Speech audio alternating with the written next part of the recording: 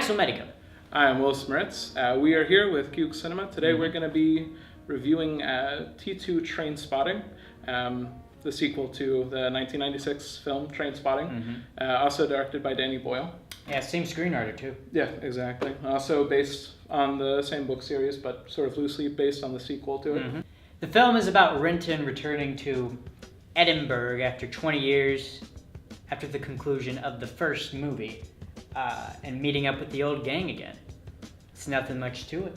Yeah, that's essentially the film in the most basic terms.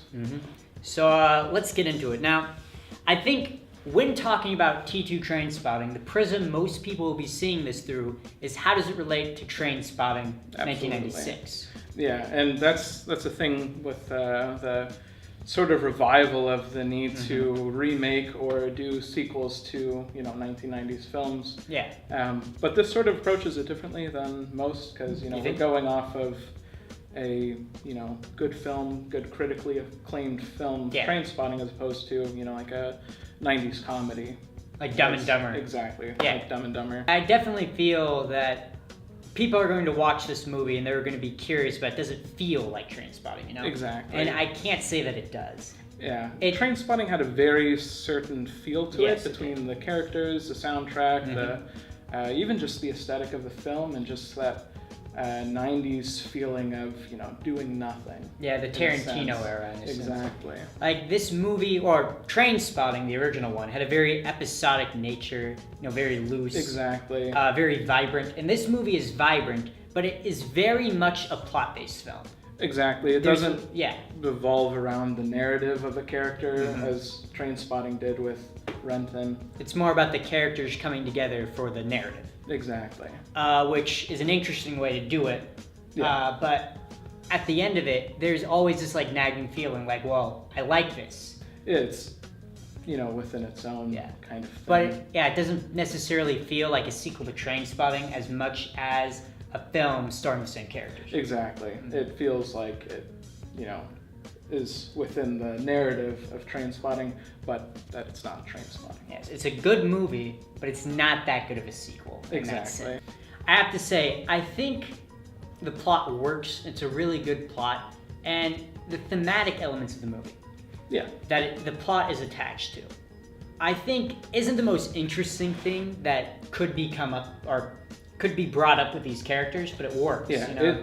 It's its own story. It's something entertaining and worth watching, but it's worth noting that if you haven't seen Trainspotting, you won't be too lost in T2.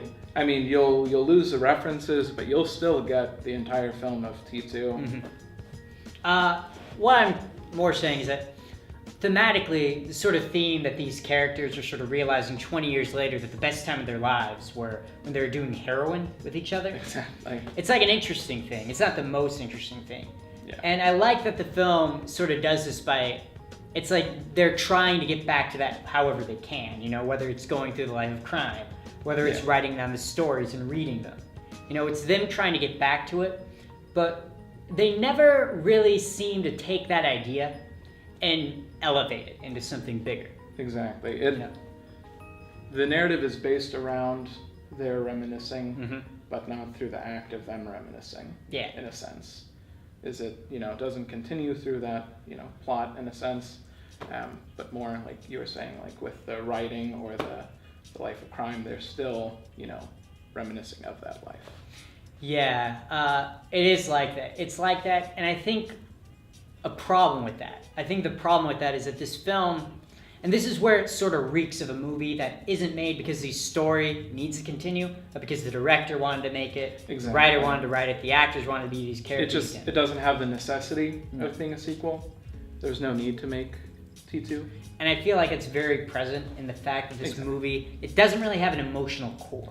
Exactly. Like in Trainspotting, You don't feel the connection to the characters or to just the events that they're doing. Yeah. I mean, even if you don't have the experience of being a heroin user, you're still able to, you live inside it. It's fun.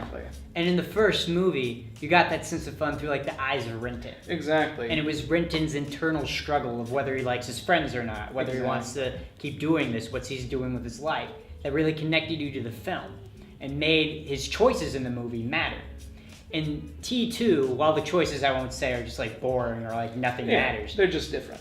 The actions they do doesn't really seem to build to something memorable. Doesn't seem to really dig into who these characters are. Exactly. I feel like we're a bit ragging on the film, so I just want to add in. It's a very funny film. It's definitely very entertaining. It's a very entertaining film, and there are many sequences, many scenes in this movie I'd say are up there in the quality of Trainspotting. Like there's this one where Renton and Sick Boy are doing the Protestant dance hall scam. Exactly. Yeah. And there's this monologue at the beginning from Spud that really captures the witticism of the film. The first film, I mean. Yes. But it does say something that the best parts of T2 Trainspotting are when they feel like Trainspotting without feeling like replication. Exactly, like we were talking about, that Trainspotting has a certain feel to it. Mm-hmm. It's, beyond the cinematic, beyond the narrative, it just has a certain feel to it. Yeah. And there were times where T2 was really able to get into that same kind of feeling. While also making it new. Yeah, exactly. But it doesn't happen as a whole, and that's why we're not gaga over this movie. Want to talk about the characters and the acting? Yeah, let's go ahead and get into that.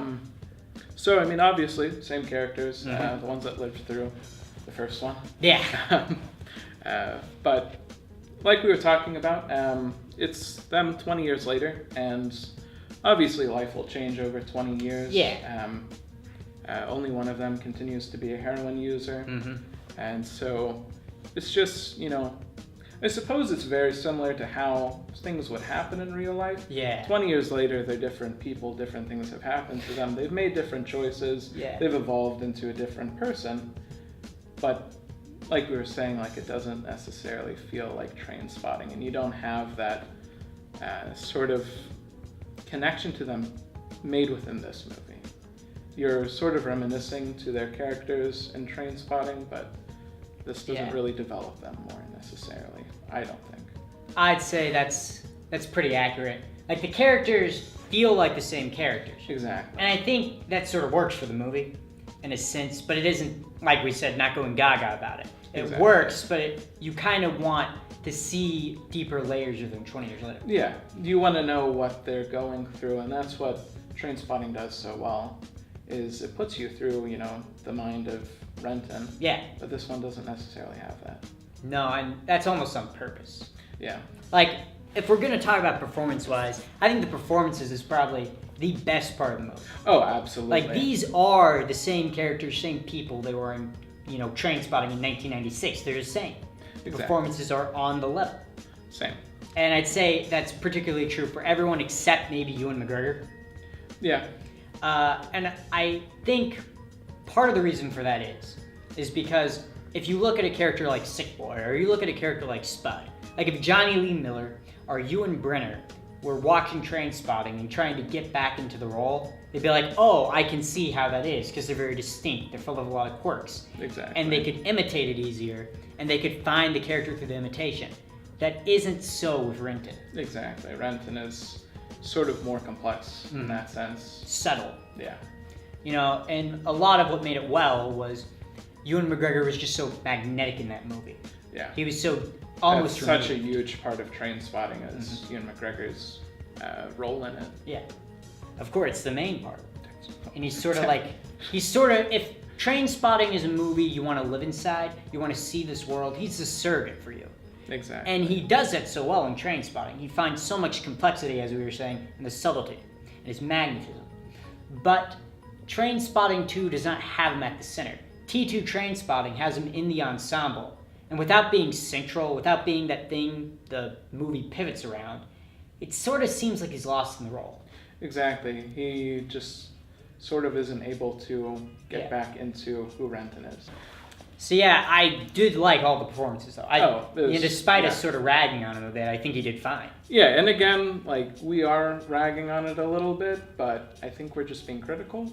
It's because it has a reputation to follow, Exactly. And it's not, like we were saying, it's not as if it's following some film from the 90s. It's following one of the best films from the 90s. And you want it to sort of capture a certain feeling. It just doesn't do that. But it's a good movie. It's a work. Exactly. This is very good. For the soundtrack, I feel like that's such a huge part of Trainspotting. Of course, yes. Is the soundtrack plays so much into the feeling of it. The thematic elements, and it just, is a perfect scoring without it being a score. It's, a conglomeration of songs from, the era that just really gives you that 90s, we're doing nothing with our lives feel. Yeah, the sort of underground British music at the time. Exactly. Was, in the soundtrack. It makes you feel like you're experiencing, the drug scene in Edinburgh. That's right. Yeah. But T2 Trainspotting, it has a good soundtrack. It fits with it pretty well, but it just doesn't have that same significance. I'll agree with you. I do think that I like the soundtrack quite a bit, and the reason I think is that it's sort of a parallel to the original one. Like the original one had a lot of electronica, a lot of Britpop, the music that was popular with youth in England. Exactly. And I think this movie uses a lot more hip hop. Yeah, and which sort of works in a surprising way. It does. I was confused by it. It sort of works. Yeah. I didn't think that would work, but it does in its own way. So what would you rate T2 Trainspotting? On a scale of 1 to 10? Yeah, that seems to be the rating here. I'd probably give it around a 6, a 5.5, 6. Wow. I'd give it a 7. A 7 is, in my eyes, a good movie. Yeah, that's for me a 6. Yeah, it's not with Trainspotting being a 8.5, 9. Yeah, I'd say a 10. I'm a Trainspotting fan. So would you recommend it, or how would you recommend it?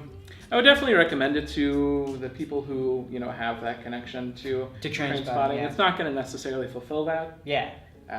But it's a nice homage. It's a chance to hang out with these characters Exactly. again. It's like seeing old friends. Yeah.